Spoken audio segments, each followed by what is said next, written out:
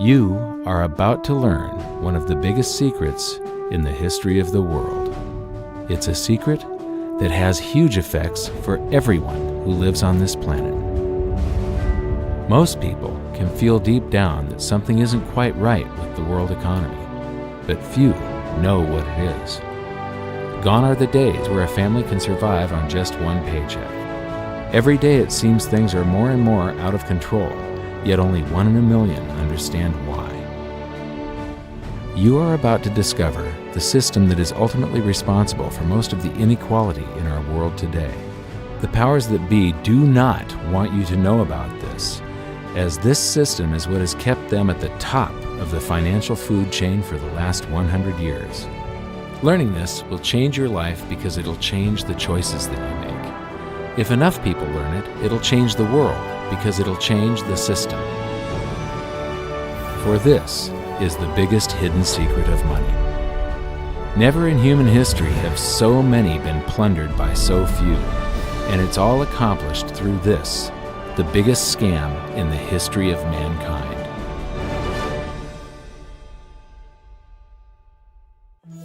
They say that money doesn't grow on trees, but the truth is that the modern banking system creates currency far faster than trees can grow. Most people don't have a clue how currency is created. Economists and bankers make it sound so complex that people think they can't understand it. But I'm going to strip our monetary system down to its essence so that you can see the scam behind the curtain and just how it affects you. Every modern society creates currency in pretty much the same way. But since the US dollar is the majority of the world's currency, I'm going to use the United States as our example. It all starts when some politician says, "Vote for me and I'll make sure the government provides you more free stuff than my opponent will." But there's no such thing as a free lunch.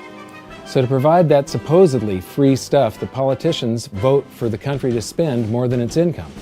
This is called deficit spending. To pay for that deficit spending, the Treasury borrows currency by issuing a bond. So what's a bond? If you think about it, a bond is really nothing but a glorified IOU. It's a pretty piece of paper with numbers printed on it that says, "Loan me $1 trillion today, and I promise over a 10-year period I'm going to pay you back that $1 trillion plus interest."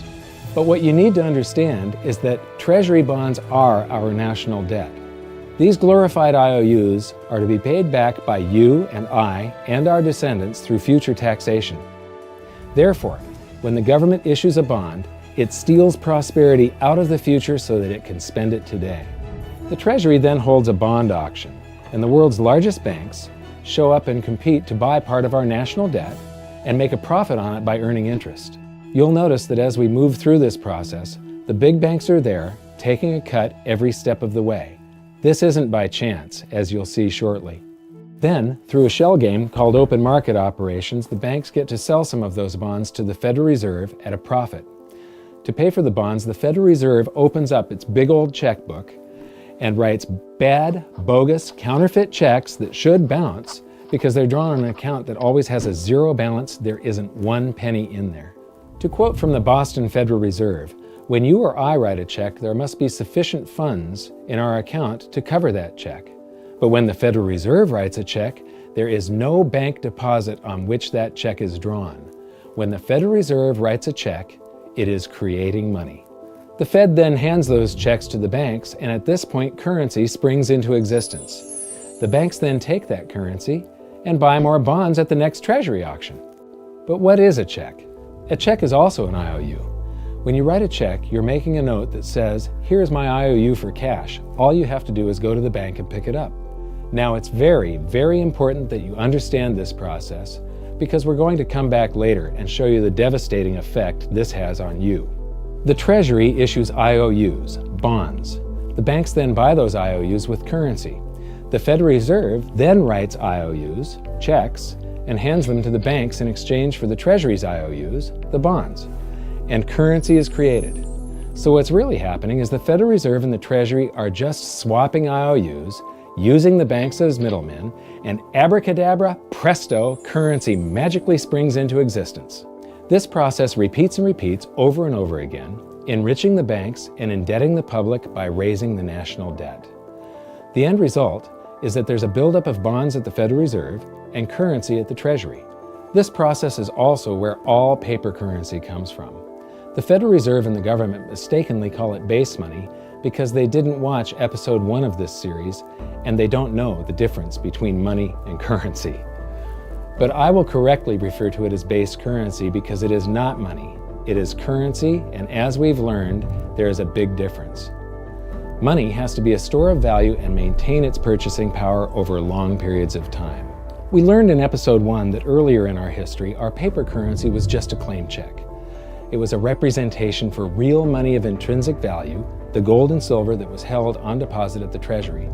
You could walk into any bank and slap your currency, like say a $20 bill, on the counter and redeem it for real money, a $20 gold piece. But now, this base currency that's piling up back here is really nothing but a receipt or a claim check on an IOU, that bond. So it's really nothing but a supply of numbers. The Treasury then deposits the newly created currency into the various branches of the government, and the politicians say, "Hey, thanks for that." And the government does some deficit spending on public works, social programs, and war. The government employees, contractors, and soldiers then deposit their pay in the banks. Now, this may come as a shock to you, but when you deposit your currency with the bank, you're not actually depositing it into an account to be safely held in trust for you. Instead, you're actually loaning the bank your currency, and within certain legal limits, they can do with it pretty much anything they please. This includes gambling in the stock market and loaning it out, at a profit, of course. Now this is where the machine of currency creation really gets cranking, because this is where something called fractional reserve lending comes into play. Fractional reserve lending is exactly what it says. The banks are allowed to reserve only a fraction of your deposit and loan the rest out. Although reserve ratios may vary, I'm going to use a 10% reserve ratio as our example. If you deposit $100 in your account, the bank can legally take $90 of it and loan it out without telling you. The bank must hold $10 of your deposit in reserve just in case you want some of it. These reserves are called vault cash. But why does your bank account still say you have $100 if the bank has stolen $90 of it? Because the bank left IOUs it created, called bank credit, in its place. Now I know this sounds crazy, but here it is in black and white from the Fed. Commercial banks create checkbook money when they grant a loan simply by adding new deposit dollars in accounts on their books in exchange for a borrower's IOU. These are nothing but numbers that the banks type into their computers. And even though these bank credit IOU numbers are very different from base currency numbers, because they only exist in computers, they are still currency. So now there is $190 in existence. Now, the reason people take out loans from the banks is to buy something. They're going to buy a house or a car or something like that. So the borrower takes the $90 that the bank loaned to him from your account, and he pays the seller of the item. But then the seller deposits that currency into his account, and his bank loans out 90% of that and leaves bank credit numbers in its place. So now there's $271 in existence. This process repeats and repeats until under a 10% reserve ratio, an initial deposit of just $100 can create up to $1,000 of bank credit, all backed by $100 of vault cash, just 10%. But as I said, reserve ratios vary wildly. On some deposits, it's 10%, on others, it's 3%, and on some forms of deposits, reserve requirements are 0. The result is that the expansion of the currency supply by the banks is far greater than even this example would lead you to believe. So once again, when currency is deposited in the banks get to lend it out, and then it gets redeposited and relent, redeposited and relent, redeposited and relent over and over again, creating bank credit all the way. This is where the vast majority of our currency supply comes from. In fact, 92 to 96% of all currency in existence is created not by the government, but here in the banking system. Now, massive amounts of currency spewing into society may at first sound like a fun idea. That is, until you remember one of the most important hidden secrets of money from episode 1, that the prices of everyday goods and services act as a sponge on an expanding currency supply. The more currency we have, the more prices rise.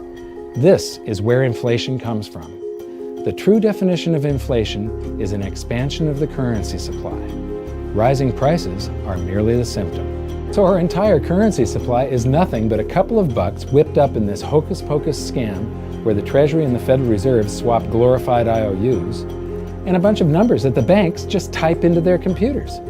That's it. That's our entire currency supply. It's nothing but a supply of numbers. Some of them printed, most of them typed, and there is nothing else. But if you thought that was crazy, get ready to enter the twilight zone of modern economics. We work for some of that currency supply. True wealth is your time, but we trade away moments of our lives, hour by hour, day by day, and year by year, for numbers that somebody printed on pieces of paper or just typed into a computer. Now those numbers represent our blood, sweat, tears, labor, ideas, and talent. We are what gives the currency its value. But here comes the really cruel joke. We work hard so that we can save some of that currency, so that we can pay the tax collector. In the United States, it's known as the IRS. They then turn it over to the Treasury so that the Treasury can pay the principal plus interest on that bond that the Federal Reserve bought with a check drawn on an account that has nothing in it. Now let's do a recap on this section, because this is where the system begins to rob you and I on a massive scale. Much of our taxes are not used for schools, roads, and public services, but to pay interest on bonds that the Federal Reserve bought with a check drawn on an account that has nothing in it. The Federal Reserve is committing fraud. But here's one of the biggest secrets of them all. Before the establishment of the Federal Reserve, there was no need for personal income tax. The Federal Reserve was created in 1913, and that very same year, the Constitution was amended to allow income tax. Do you really think this was just a coincidence? Ask yourself how much income tax you've paid over your lifetime. Much of it has been silently siphoned away into the hands of those who own the system. Yes, this system has owners. Who they are is an even bigger secret that we'll get to shortly. But first, we need to understand the mumbo-jumbo of the so-called debt ceiling. It's all based on a huge paradox. There was interest due on that bond, and there was interest due on every one of those loans that the banks made. That means that there is interest due on every dollar in existence. Let me ask you something. If you borrow the very first dollar into existence, and that's the only dollar that exists on the planet, but you promise to pay it back plus another dollar's worth of interest, where do you get the second dollar to pay the interest? The answer is that you have to borrow that one into existence and promise to pay it back with interest as well. So now there are $2 in existence, but you owe $4, and so on and so on. The result is there's never enough currency to pay the debt.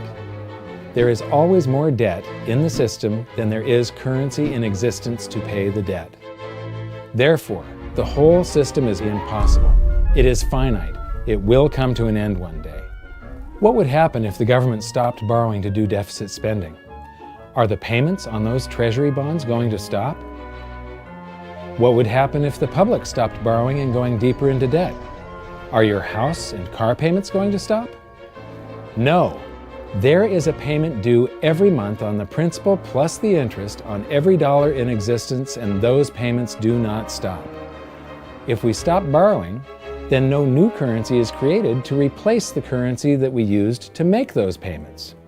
Whether you're making a payment on a loan or paying tax to make a payment on a bond, the portion of the payment that goes to pay off the principal extinguishes that portion of the debt. But the debt also extinguishes the currency. Currency and debt are like matter and antimatter. When they meet, they annihilate each other. If we just pay off the principal only on all the loans and bonds that exist, the entire currency supply just vanishes. So if we don't go deeper into debt every year, look what happens. The whole thing goes into a deflationary collapse under the weight of those payments. Politicians and pundits alike talk about balancing the budget, paying down the debt, and living within our means. They don't understand that that is deflationary. It is impossible to do under our current monetary system without collapsing the whole economy. This is why any talk of a debt ceiling is not only ridiculous, it's delusional. The system is designed to require ever-increasing levels of debt just to continue. And that's why politicians will always kick the can down the road and raise this so-called debt ceiling over and over again until the whole system finally collapses under its own weight. In other words, they don't want it to collapse on their watch. The Founding Fathers of the United States knew the dangers of central banking and fought to free themselves from this very thing. The Revolutionary War started out as a tax revolt, but now we must pay tax just to have a monetary system. Having just suffered through the hyperinflation of the continental dollar, which was printed into oblivion to finance the Revolutionary War, they understood the dangers of fiat currency and debt-based monetary systems. So to protect future generations from institutional theft and out-of-control government, they wrote into the Constitution that only gold and silver can be money for the simple fact that you can't print them. Our current system is not only unconstitutional, but it robs us of the liberty and prosperity our forefathers fought and died for. We are all feeling the effects of ignoring the Constitution right now. By forcing more currency into circulation, our purchasing power is diluted. Inflation is a slow and insidious stealth tax that is simply the result of this debt-based monetary system. This system empowers and benefits those who create the currency and receive it first, as they get to spend it into circulation before it has an effect on the economy. They're stealing purchasing power from you and transferring it to the banks and the government every hour of every day because of this false monetary system.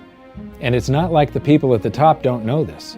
To quote the Federal Reserve, the decrease in purchasing power incurred by the holders of money due to inflation imparts gains to the issuers of money. This is a fraud. It is a pyramid scheme, it is a Ponzi scheme, it's a scam, and it's a lie. Our entire monetary system is nothing but a form of legalized theft. But here's the biggest con job of them all. The Federal Reserve is not federal, it has stockholders. There is no federal agency that has stockholders. What's a stockholder? A share of stock represents a percentage of ownership in a corporation. So the stockholders are the owners of that corporation. Therefore, the Federal Reserve is a private corporation with owners. And you can see it for yourself if you go to the Federal Reserve's website, and it will say, the stockholders receive an annual dividend of 6%. Now we know that the stock in the Federal Reserve was originally issued to the largest banks in the United States. But because of mergers and acquisitions through the years, you can't actually trace who owns the stock in the Federal Reserve. That's a very closely guarded secret. My guess would be that the owners are those primary dealers, the banks that get to make a profit by selling part of our national debt, those bonds, to the Federal Reserve, who buys them with a check from nothing. Then we pay tax to pay the principal and the interest on those bonds so that the Federal Reserve can pay the banks a 6% dividend. Don't be alarmed if you don't quite comprehend the deception of this system at first glance. Very few people do. It is purposely complex. The economist John Maynard Keynes once wrote, "By this means, government may secretly and unobserved confiscate the wealth of the people, and not one man in a million will detect the theft." I believe that presented correctly, anyone can understand this system, regardless of how complex it is. So let's do a recap and break it down even more. The way the system works is that, step 1, the government creates glorified IOUs. These bonds increase our national debt and put the public on the hook to pay it back. Step 2, IOUs are swapped to create currency. The Treasury sells the bonds to the banks. The banks then turn around and sell our national debt at a profit to the Federal Reserve, which they probably own. The Federal Reserve then opens its checkbook that doesn't have a penny in it and buys those IOUs with IOUs that it writes, checks, on a checking account that has a zero balance. Then they give those checks to the banks and currency just springs into existence, and then the whole process repeats. This results in a buildup of bonds at the Federal Reserve and currency at the Treasury, which is really just a supply of numbers. The Treasury then deposits the numbers in the various branches of the government, and we get to step 3. The government spends the numbers on promises, public works, social programs, and war. Then the government employees, contractors, and soldiers deposit their pay into the banks, and we get to step 4, where the banks multiply the numbers by magically inventing more IOUs through fractional reserve lending, where they steal a portion of everyone's deposit and lend it out. That currency gets redeposited, and then a portion is stolen again, and the process repeats over and over, magnifying the currency supply exponentially. Then we work for some of those numbers, which brings us to step 5, where our numbers are taxed. We pay tax to the IRS, who then turns our numbers over to the Treasury, so the Treasury can pay the principal plus the interest on bonds that were purchased by the Federal Reserve with a check from nothing. Then we get to step 6, the debt ceiling delusion. The system is designed to require ever-increasing levels of debt and will eventually collapse under its own weight because politicians always kick the can down the road. They don't want it to collapse on their watch. And finally, step 7, the secret owners take their cut. The world's largest banks own the Federal Reserve. Those banks make a profit selling our national debt to the Fed. They make a profit when the Fed pays them interest on the reserves held at the Fed, and the Fed pays them a 6% dividend on their ownership of the Fed. This system is fundamentally evil. It funnels wealth from the working population to the government and the banking sector. It is the cause of the artificial booms and busts of modern economies, and it causes great disparity of wealth between the rich and the working class. And it is only possible because we no longer use real money, we use currency. But worst of all, it is a form of enslavement. Bond is the root word of bondage. Whenever a government issues a bond, it is a promise to make us pay tax in the future. Nobody asked you if you wanted to pay tax today for the prosperity we all enjoyed in the last century. Nobody is asking our children if they want to work hard in the future to pay for the prosperity we're enjoying now. George Washington once wrote to James Madison, "No generation has the right to contract debts greater than can be paid off during the course of its own existence." By stealing prosperity from tomorrow so we can spend it today, we enslave ourselves and future generations. Now this all sounds pretty bad, but there is great hope, for you are the greatest threat to this false monetary system. This system relies on the public being ignorant of its workings. Please share this knowledge with everyone you know, because an informed public that fully understands the system can build a better future for generations to come. And now I leave you with this quote, widely attributed to a former director of the Bank of England. The modern banking system manufactures money out of nothing. The process is perhaps the most astounding piece of sleight of hand that was ever invented. Banking was conceived in inequity and born in sin. Bankers own the earth. Take it away from them, but leave them the power to create money and control credit, and with the flick of a pen, they will create enough money to buy it back again. But if you want to continue as the slaves of bankers and pay the cost of your own slavery, let them continue to create money and to control credit. This is the Federal Reserve in Washington, D.C. It's located on Constitution Street, and that is just as much of a joke as the New York Fed being located on Liberty Street.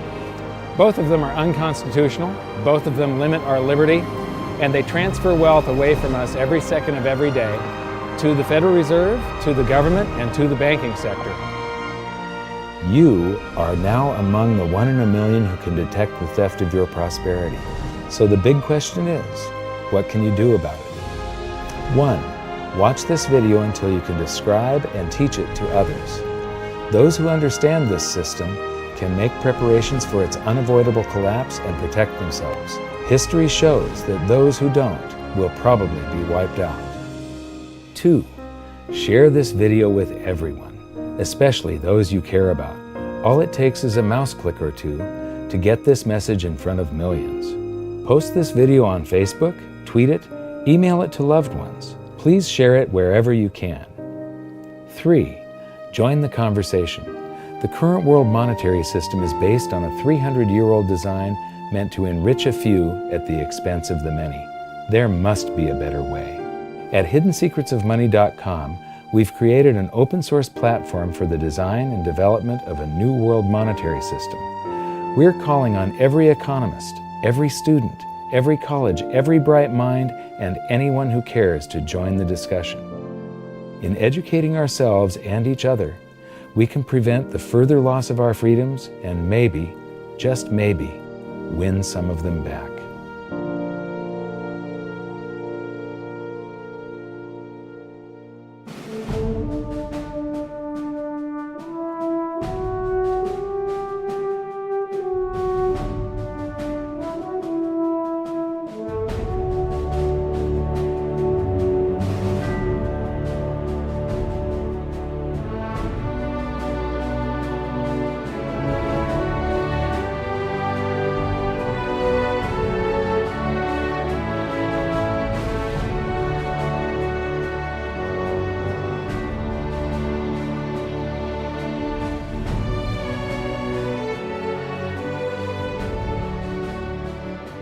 I think your episode 4 is very beneficial, very helpful. It's going to introduce these ideas to a lot of people, and like I've just been talking about, we have to change people's mind, and the more they understand it, the better.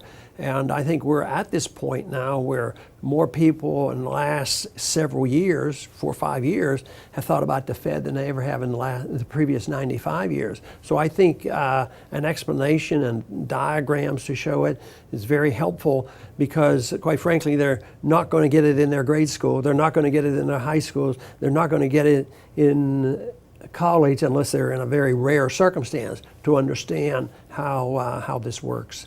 You know, for years before I got involved in really studying gold and some of the things I write and talk about today, I was a monetary economist for decades. You know, in your video, you talk about the primary dealers.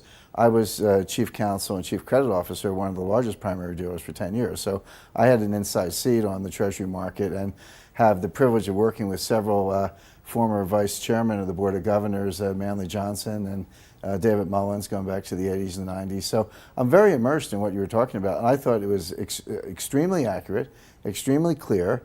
I didn't think you were stretching on any points. It was really like something out of a PhD course, except that it was very easy to understand. I think it's accessible. I think we're seeing a little bit of a revolution in communications in the following sense. You know, as you point out, the Fed was created in 1913. Well, in 1913, there was no web, there was no YouTube, no Twitter. There was really no one to kind of stand up and oppose the Fed or call them out, if you will, or really get into a discussion that everyday Americans could follow. That's not true now with social media and everything else. You can reach out to millions and tens of millions of people and tell them what's going on. I think you've done that. You've done it successfully. I applaud it. I think this is a great video. I look forward to seeing it again. I know millions of people will enjoy it. Well, as we know, the Federal Reserve believes it can create money out of thin air, not realize money is supposed to represent real products and services. And what people don't realize is when the Fed does that, in effect, as Keynes pointed out, it's a form of taxation. It's a form of confiscation. And because people don't see it, the politicos get away with it, but it also undermines social trust. It just is corrosive throughout society. We're going to have a lot of turmoil in the coming years, but it's going to be the kind of turmoil that leads to positive things. So don't despair. Get out there and fight, because the tide is going to turn. This is going to be the status last stand. Thank you. This episode of Mike Maloney's Hidden Secrets of Money was brought to you by GoldSilver.com and the new Silver Pegasus Round. To learn how to protect your family and turn the coming economic storms into opportunity, visit GoldSilver.com.